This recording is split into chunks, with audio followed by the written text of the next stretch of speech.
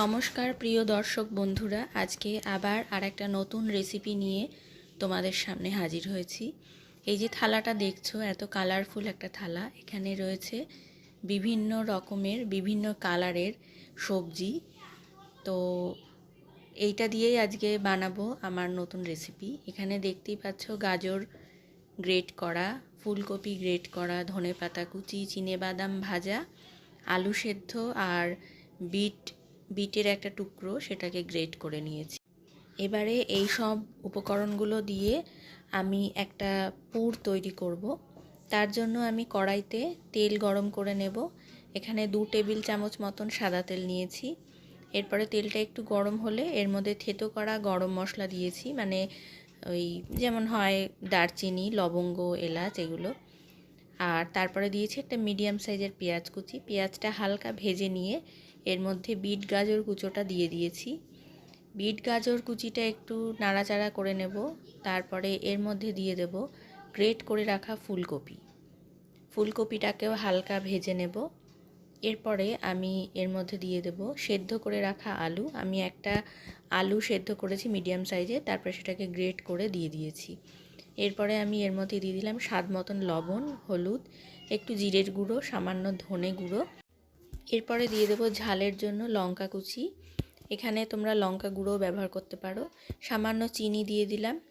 তারপরে এটাকে খুব ভালো করে মিশিয়ে নেব। সব উপকরণগুলোকে একদম ভালো করে মেশানো হয়ে গেলে আমি ভেজে রাখা চিনেবাদাম দেব। চিনেবাদামগুলো কিন্তু আমি শুকনো কড়াইতে ভেজেছি, তেল ছাড়াই এটাকে একটুখানি রোস্ট করে নিয়েছি। তারপরে খোসাটা ছাড়িয়ে আমি এর মধ্যে দিয়ে দিয়েছি।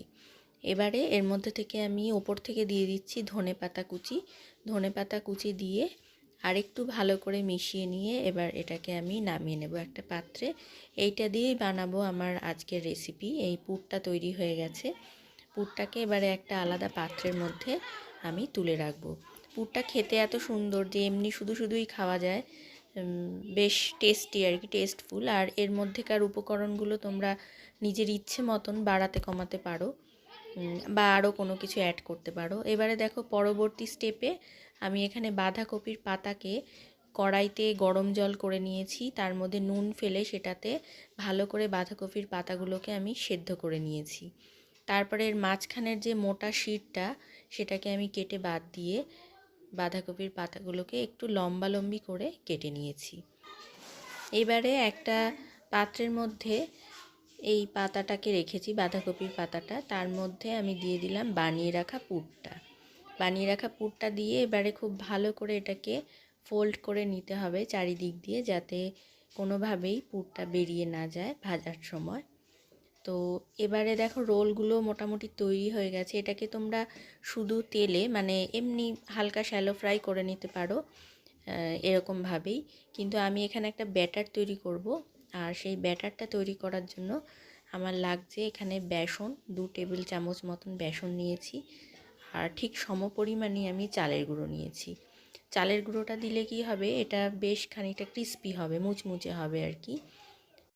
এবারে এর মধ্যে দিয়ে দেবো আমি স্বাদ মতন লবণ, হলুদ আর একটু সামান্য কালো জিরে, আর দিয়ে দেবো ধনেপাতার কুচি।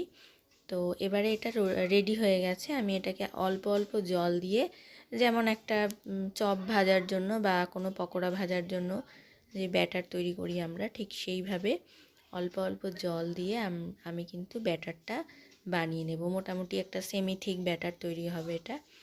আর ব্যাটারটা বানানোর সময় তোমরা যদি ঠান্ডা জল ইউজ করো, বরফ ঠান্ডা, তাহলে কিন্তু পকোড়া বা রোল যাই বানাও সেটা অনেক বেশি ক্রিস্পি হয়। তো এবারে ব্যাটারের মধ্যে এক একটা রোল আমি ডুবিয়ে সাদা তেলে ভেজে নেব লাল লাল করে, ঠিক যেভাবে আমরা বেগুনি বা অন্য কোনো বড়া জাতীয় তৈরি করি, ঠিক সেভাবে উল্টে পাল্টে চারিদিক দিয়ে খুব ভালো করে এটাকে ভেজে নেব। আর ভেতরের যে পুরটা সেটা তো অলরেডি কুক করা, তো বেশি সময় লাগবে না, শুধু ওই ওপরের কোটিংটাই মুচমুচে হয়ে গেলেই এটাকে নামিয়ে নেব। তো দেখো রোলগুলো একদম তৈরি হয়ে গেছে। সন্ধেবেলা চায়ের সঙ্গে কিন্তু এটা খুব সুন্দর যাবে। তো তোমরাও বাড়িতে ট্রাই করো। ভালো লাগলে লাইক সাবস্ক্রাইব করতে ভুলো না। ধন্যবাদ।